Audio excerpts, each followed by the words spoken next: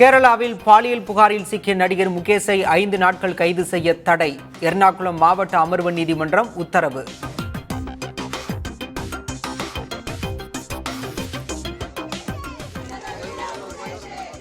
Marxist communist MLA Mukesh பதவி விலக வலியுறுத்தல். திருவனந்தபுரத்தில் இளைஞர் காங்கிரசார் போராட்டம்.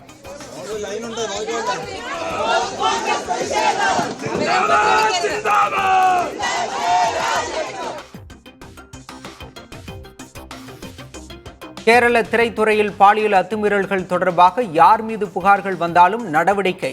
சிறப்பு புலனாய்வு குழுவின் ஐஜி பூங்குழலி புதிய தலைமுறைக்கு பிரத்யேக பேட்டி. கம்ப்ளைண்ட் வந்துச்சுன்னா யாருக்கு எதிராக இருந்தாலும் ஆப்வியஸ்லி நாங்கள் கேஸ் எடுப்போம். So legal action has to be taken. அதை எங்கள் சைட்லேருந்து ஒரு விட்டு வீழ்ச்சி இருக்காது. தெலுங்கு திரையுலகில் சந்தித்த பாலியல் தொந்தரவு குறித்து தென்னிந்திய திரைப்பட சங்கத்தில் புகார் அளித்தும் நடவடிக்கை இல்லை. நடிகை விசித்ரா புதிய தலைமுறைக்கு பேட்டி.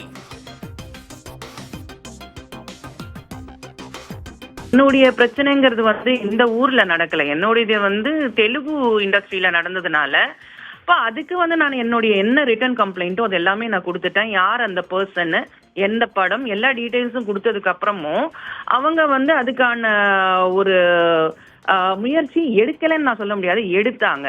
எடுத்ததுல அங்கேருந்து எந்த விதமான ஒரு ரிசல்ட்டும் கிடைக்கல. ஒருவரின் புகாரை வைத்து ஒட்டுமொத்த திரையுலகையும் குற்றம் சாட்டக்கூடாது. பாலியல் புகார் விவகாரத்தில் நடிகர் சங்க துணைத் தலைவர் கருணாஸ் விளக்கம்.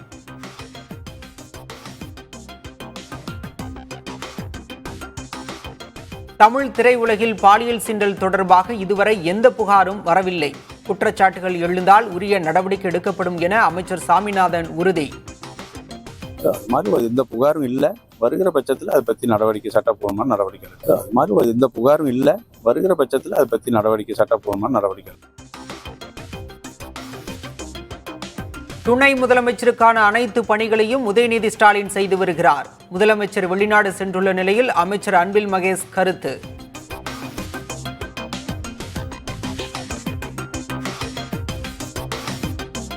சென்னையில் ஃபார்முலா 4 கார் பந்தயம் நாளை தொடங்குவதால் போக்குவரத்து மாற்றம்.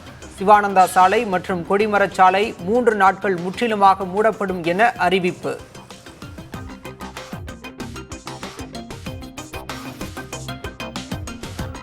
பிள்ளையார்பட்டி கற்பக விநாயகர் கோயிலில் விநாயகர் சதுர்த்தி விழா கொடியேற்றத்துடன் தொடக்கம்.